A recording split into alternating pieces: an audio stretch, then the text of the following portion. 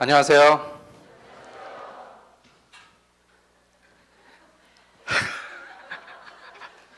이단되기 무지 쉽네요. 함께하는 교회 유아무개 목사 부활 전문가라. 이거 설교 제목이거든요. 착각하지 마세요. 오늘은 예수님께서 부활하신 날입니다.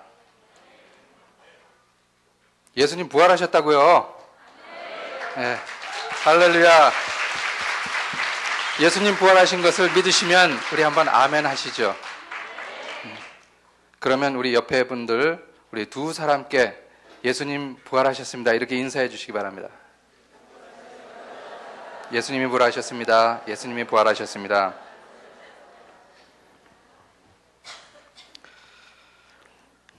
오늘 예수님께서 부활하신 부활주일이죠. 기독교의 3대 절기가 있다면 부활주일, 땡스기빙, 그리고 크리스마스입니다. 그런데 이 세 가지 이 절기 중에 가장 기본이 되고 또 우리에게 가장 큰 그 마음에 감동을 주는 것은 바로 부활주일이 아닌가 이렇게 생각이 되어집니다. 부활은요, 특별한 것이기도 하지만 매우 평범한 것이라고 저는 생각이 되어집니다. 왜 그러냐? 부활은 죽었다가 사는 것입니다. 죽었다가 사는 것이기 때문에 특별합니다. 그러나 하나님을 믿는 사람들에게는 부활이 새로운 것이 아니라 늘상 되어지는 것이기 때문에 부활은 평범한 것이라고 또 생각이 되어집니다. 이 부활이라는 것은 창조 세계에 있어서 매우 보편화되어 있다고 생각이 됩니다. 가을에 낙엽이 지고 겨울 되면은 나무가 다 말라서 죽는 것 같이 보이지만 봄이 되면은 다시 싹이 나고 꽃이 피고 그렇게 됩니다. 지난주에 저는 태미공원이라는 곳에 갔었어요. 가보신 분들 많죠? 다 아시죠? 대전 분들. 근데 나무가요, 벚나무가 정말 너무 큰 거예요. 그렇게 큰 벚나무는 못 봤어요. 근데 쭉쭉 하늘을 뻗어서 있는데 보니까 온 세상이 다 하얗게 그렇게 보여집니다. 바람이 불 때마다 그 꽃잎이 눈처럼 그렇게 휘날리는 것을 볼 때 매우 감동적이었어요. 겨울이라는 혹독한 죽음 이후에 보여지는 부활의 봄이 아닌가 이렇게 생각이 됩니다. 여러분, 우리의 삶도 마찬가지입니다. 여러분이 지금 입고 있는 옷 속에 여러분의 몸도 계속해서 세포 분열을 하고 또 오래된 세포는 죽고 새로운 세포가 그 속에서 살아납니다. 우리가 알지 못하는 사이에 우리는 수없이 여러 번 우리의 몸을 바꿔 입고 부활하고 있다는 것을 여러분 생각해 보아야만 됩니다. 우리의 삶도 마찬가지죠. 필수적으로 부활이 필요합니다. 가난에서 부여로, 절망에서 희망으로, 갈등에서 화합으로, 고독에서 함께함으로, 그리고 불행에서 행복으로, 죽음에서 새산무로, 그리고 지옥에서 천국으로 우리는 부활해야만 되는 것입니다. 이럴 수만 있다면 왜 우리는 혼자서만 고민하면서 살겠습니까? 죽음에서 생명으로 바뀌는 것이 바로 부활입니다. 예수님 혼자만의 능력을 보이려고 부활하는 것은 절대로 아닌 것입니다. 우리 모두 예수님을 통해서 부활을 배우기를 주님의 이름으로 축원합니다. 부활이라는 것은 다른 것이 아니라 거듭남입니다. 니고데모라는 사람이 신학자였지만, 종교가였지만, 선생이었지만 부활을 몰랐습니다. 예수님이 거듭나야 천국을 볼 수 있다고 했더니 그는 다시 묻습니다. 어머니 뱃속에서 다시 들어갔다가 나와야만 되는 것입니까? 이러한 질문들이 오늘날 수없이 많은 크리스천 가운데 있는 것입니다. 예수 믿기가 어렵다고 합니다. 예수를 믿어도 복을 받지 못한다고 합니다. 심지어는 하나님을 믿는 사람들끼리 자기밖에 모른다는 얘기를 교회 안팎에서 들립니다. 왜 이런 말들이 있습니까? 부활이 거듭남이라는 것을 모르기 때문에 그렇습니다. 부활의 체험이 없이 생각이나 감정으로 종교 생활을 하는 것은 그 사람을 거듭나게 할 수가 없습니다. 그 사람을 새롭게 할 수가 없습니다. 부활하게 할 수가 없습니다. 그렇기 때문에 모이는 곳마다 생각하는 일마다 사람 냄새가 나고 그곳에는 새로운 것이 없는 사람의 고민과 갈등들이 나타나게 되는 것입니다. 많은 사람들이 죽음의 문턱을 넘나드는 그러한 경험을 한 후에는 인생이 달라지는 것을 보게 됩니다. 그토록 돈만 알던 사람이 죽음을 알고 난 후에는 나누어주고 베풀고 하는 데 집중하는 것을 봅니다. 자기밖에 모르는 사람이 큰 병을 얻게 되고 앓고 난 후에는 이제 이웃의 아픔을 발견하고 함께 울어주는 사람이 됩니다. 성공을 위해서 밤낮으로 뛰던 사람이 자녀의 죽음이나 가족의 죽음을 경험하고 난 후에는 이제는 사업도 중요하지 아니하고 인간관계가 얼마나 중요한지 그 부분이 눈에 보여지기 시작하는 것입니다. 부활과 죽음은 매우 밀접하기 때문에 죽음 가까이 갈수록 부활이 보이고 부활의 삶이 나타나게 됩니다. 저희 집에서 아이들이 묻습니다. 엄마 뭐하니? 그러면 죽었어 그래요. 잔다는 소리를 죽었다고 표현을 해요. 되게 재밌나 봐요. 그래서 아빠 뭐하냐? 그러면 아빠도 죽었어. 그렇게 대답할 것 같아요. 여러분, 부활이라는 거예요. 별게 아닙니다. 밤에 잠을 자면은 그것이 죽는 거예요. 왜 우리는 하루에 한 번씩 잠을 잘까요? 하나님이 죽음과 부활을 연습하라고 하시는 게 아닌가, 이렇게 생각이 되어집니다.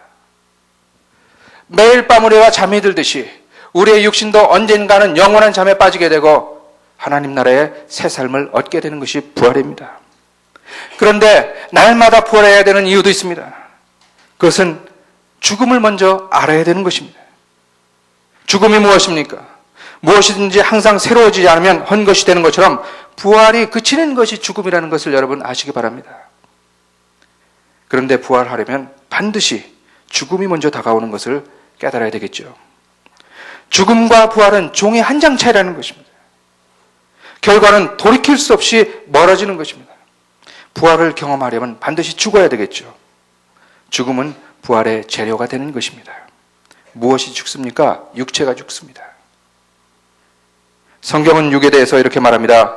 육체의 일은 현저하니 곧 음행과 더러운 것과 호색과 우상숭배와 술수와 원수 맺는 것과 분쟁과 시기와 분냄과 당짓는 것과 불리함과 이단과 투기와 술취함과 방탕함과 또 그와 같은 것들이라.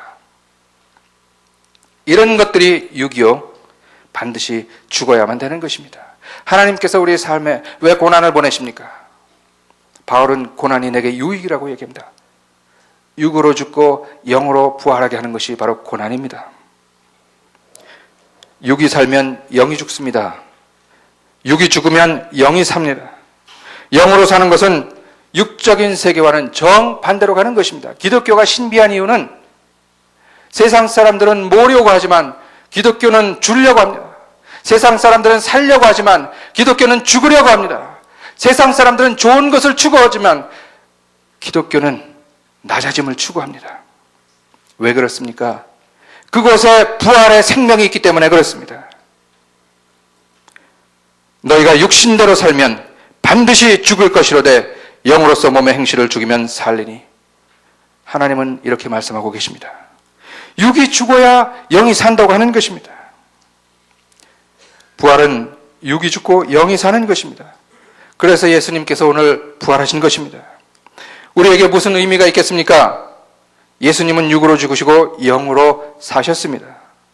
예수님을 믿고 따르고 제자가 되는 것은 바로 예수님의 가치관을 가지고 예수님의 삶을 모방하고 예수님의 부활을 따라하는 것이 바로 신자된 도리라고 생각이 되어집니다. 우리도 육으로 죽고 영으로 살아야 합니다. 육이 죽어서 영이 부활해야만 되는 것입니다. 늘 부활의 삶을 영위해야만 되는 것입니다. 부활이라는 것은 일회성이 아닌 것을 여러분 아시기 바랍니다. 부활은 연속적으로 이어서 하는 것입니다. 부활이 우리의 일상생활이 되어야만 되는 것입니다. 바울은 내가 날마다 죽는다고 고백을 합니다.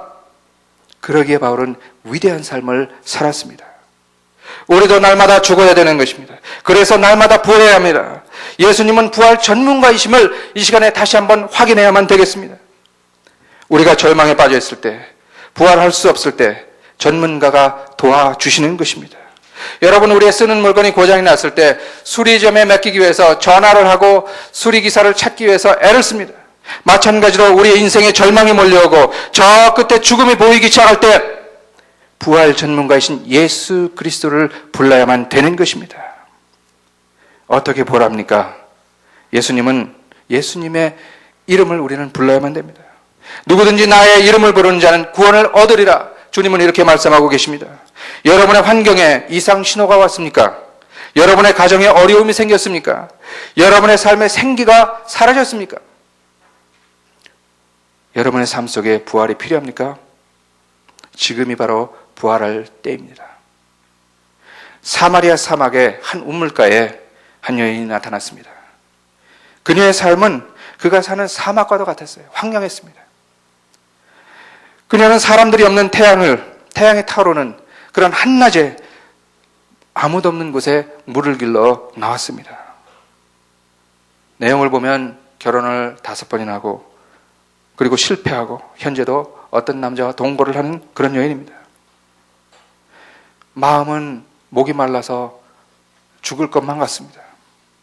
그런데 갑자기 우물가에서 예수님을 만났습니다. 그리고 나서 그는 부활을 했습니다.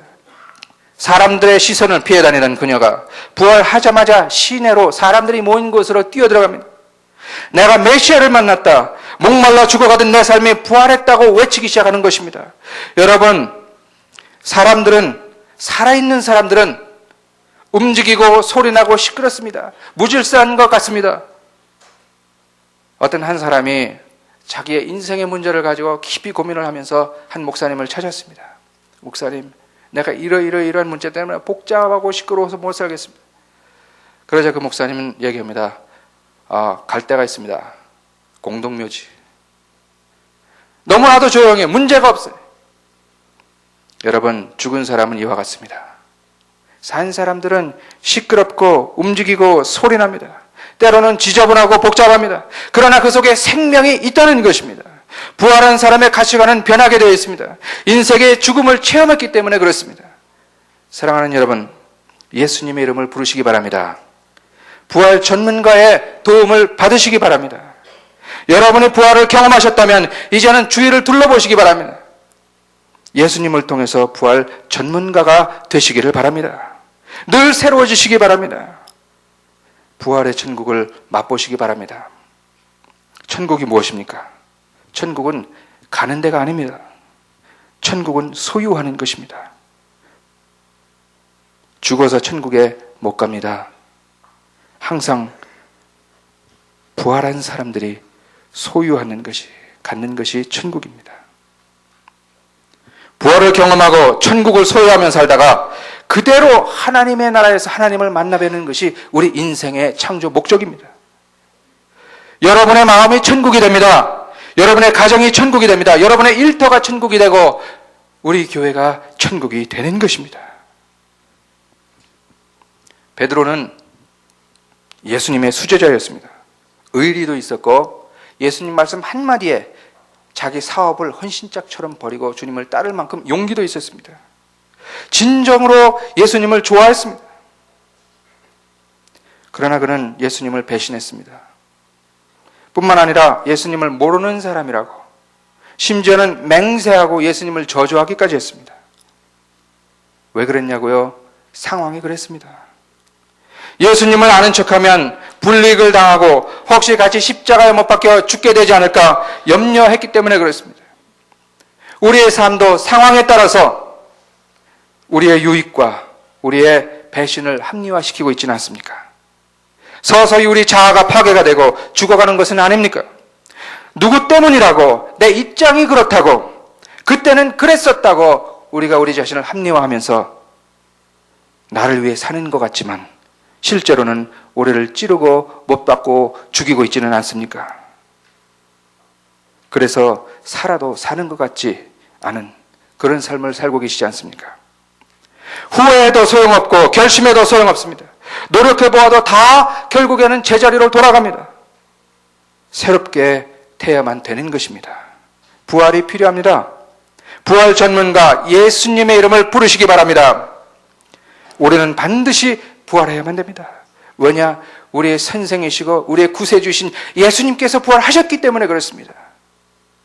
우리는 날마다 부활해야 됩니다. 그렇기 때문에 우리는 어떤 절망도 어떤 죽음도 개의치 않습니다. 왜냐? 죽음 뒤에 부활이 오기 때문에 그렇습니다. 죽어야 살기 때문에 그렇습니다. 나는 부활이요 생명이니 나를 믿는 자는 죽어도 살겠고 살아서 나를 믿는 자는 죽어도 살리라고, 영원히 살리라고 주님 말씀하십니다. 부활 전문가이신 예수님은 말씀하십니다. 부활을 준비하라고 지금도 이 시간에 우리에게 말씀하십니다. 무슨 말입니까? 부활을 준비하라는 것은 바로 죽을 준비로 살아가라는 것입니다. 죽는 사람에겐 아무것도 중요한 것이 없습니다. 죽는 사람에게는 겁나는 것이 없습니다. 죽음은 누구도 함께할 수가 없습니다. 죽음은 고독합니다.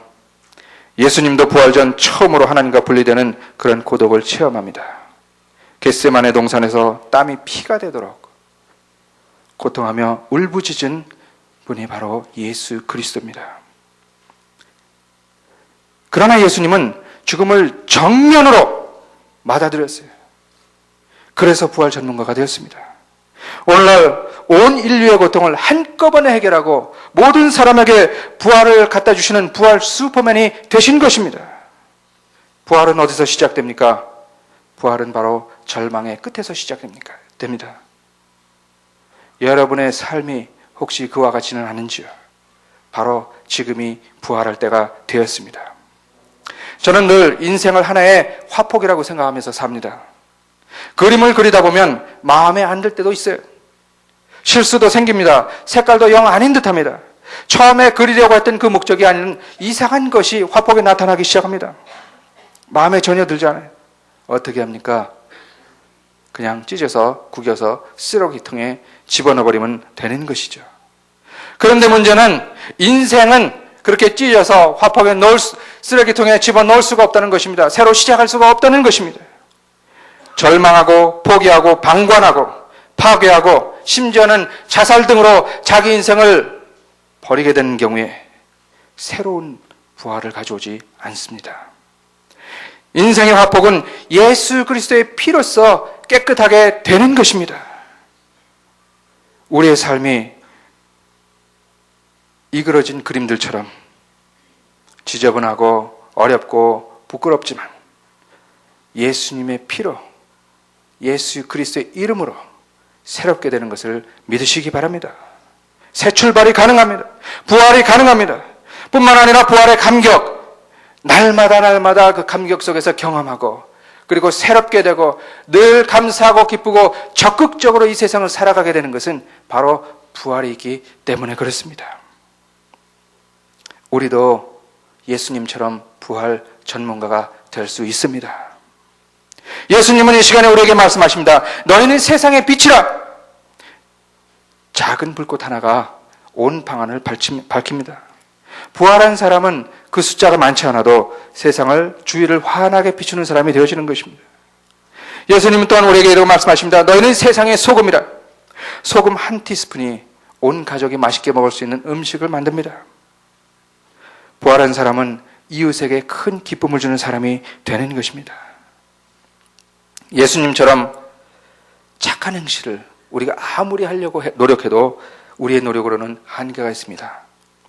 내가 아무리 좋은 사람이 되려고 해도 내가 아무리 참고 견디려 해도 마음먹은 대로 되지 않는 것이 우리 인생입니다. 그렇기 때문에 우리는 날마다 부활을 위해서 죽어야만 되는 것입니다. 우리가 육으로 죽을 때 예수님은 우리를 부활로 이끌어 주시는 것입니다. 또한 부활한 사람은 예수님처럼 부활 전문가가 되어야만 합니다. 부활한 사람에겐 특징이 있습니다. 어떤 환경도 놀라지 아니하고 슬퍼하지 아니하고 담담히 지나갑니다. 예수님은 사랑 때문에 죽으셨습니다. 그리고 사랑 때문에 부활하셨습니다. 여러분, 사랑이 무엇입니까? 사랑은 주는 것입니다. 그래서 부활한 사람의 삶은 늘 주면서 살게 돼 있어요. 내가 부활한 사람인지 알기 위해서는 내가 주는 사람인지 받는 사람인지를 생각해 보시기 바랍니다. 또한 부활하면 눈이 밝아집니다. 과거에는 보이지 않던 것들이 보이기 시작하는데 무엇이 보이냐? 주위에 힘든 사람들이 보여지기 시작하는 것입니다. 그래서 내 수중에 돈이 없어도 따뜻한 말 한마디로 그들을 위로합니다. 나에게 시간이 없어도 그들을 위해서 기도해 줍니다. 몸이 아파 아무것도 할 수가 없어도, 봉사할 수가 없어도 가장 중요한 마음으로 동참하게 되는 것입니다. 부활은 세상을 초월합니다.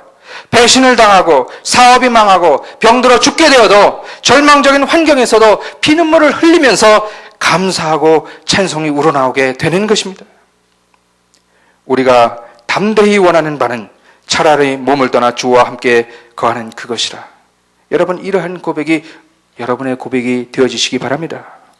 그래서 세상을 초월한 사람이 되시기를 바랍니다. 이런 사람은 세상에 감당할 수가 없는 것입니다. 부활한 사람은 이런 고백을 합니다. 누가 우리를 그리스도의 사랑에서 끊으리요? 환난이냐, 곤고냐, 핍박이냐, 기근이냐, 적신이냐, 위험이냐, 칼이랴. 기록된 바 우리가 종일 주를 위하여 죽임을 당케 되며 도살을 양같이 여김을 받았나이다 함과 같으니라. 그러나 이 모든 일에 우리를 사랑하시는 이로 말미암아 우리가 넉넉히 이기느니라. 죽음이 두렵지 않은 것은 그 뒤에 반드시 부활이 있기 때문에 그렇습니다. 사망아 너의 쏘는 것이 어디 있느냐? 사망아 너의 이기는 것이 어디 있느냐? 이렇게 담대히 말할 수 있어야 되는 것입니다. 세상의 모든 것을 감당하고도 남는 그런 사람이 되는 것입니다.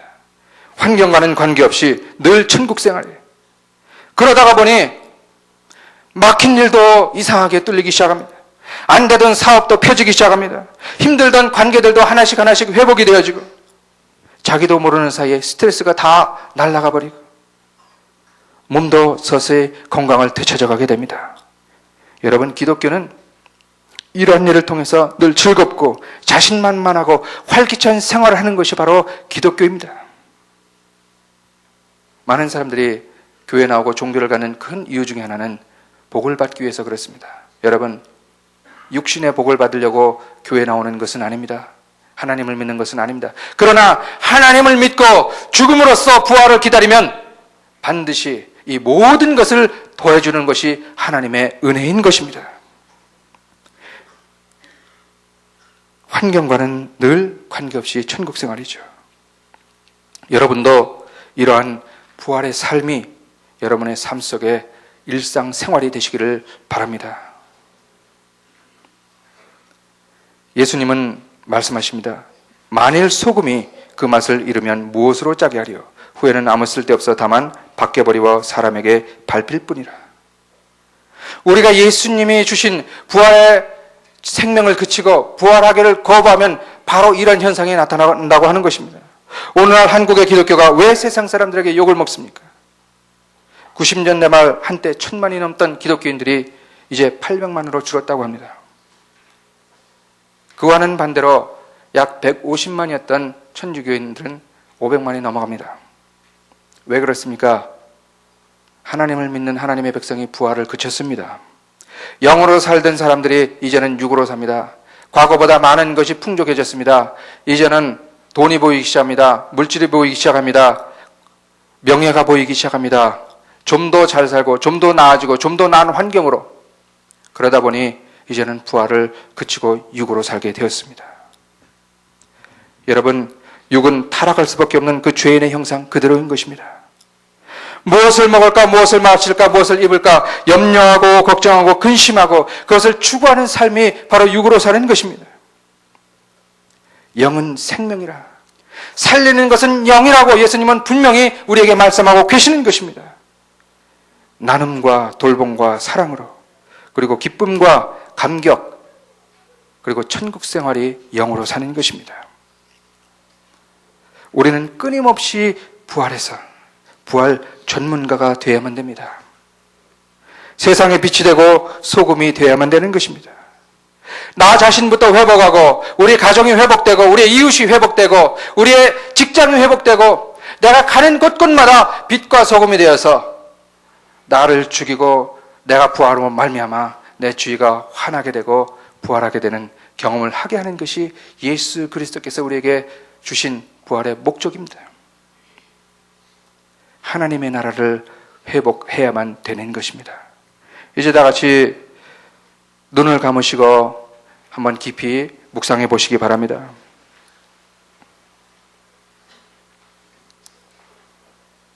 저는 여러분께 지금 간곡히 말씀을 드립니다. 혹시 여러분의 삶이 많이 힘드시지 않습니까? 겉으로는 태연하게 지내지만 마음은 황량한 사막 같지 않으신가요? 무엇 때문인지는 몰라도 내 인생이 왜 이렇게 틀어졌나 답답해하지 않으십니까? 주위에 많은 사람들이 있어도 늘 외롭고 고독해서 떠나고 싶은 생각이 있지 않으신지요? 교회 나와 신앙생활을 해도 생기가 없고 기쁨도 없고 이제는 교회 생활이 체면 유지로 전락하지는 않았는지요? 오늘 이 시간에 부활하신 예수님을 만나시기 바랍니다. 그분께 귀를 기울여 보시기 바랍니다. 여러분의 이름이 들려오지 않습니까? 내가 너 때문에 죽었노라. 이제 내가 다시 산 것은 너에게 부활의 생명을 선물하기 위함이라. 여러분이 이제 예수님의 이름을 부르시기 바랍니다. 성령께서 여러분을 살리십니다. 예수님의 십자가에서 함께 죽으시기 바랍니다. 그리고 예수님처럼 여러분의 삶이 부활하시기 바랍니다. 늘 부활해서 부활 전문가가 되시기를 주님의 이름으로 축원합니다. 이제 여러분들 여러분의 마음을 주님께 내려놓고 마음으로 드리는 예배를 하나님께 드리시기를 바랍니다.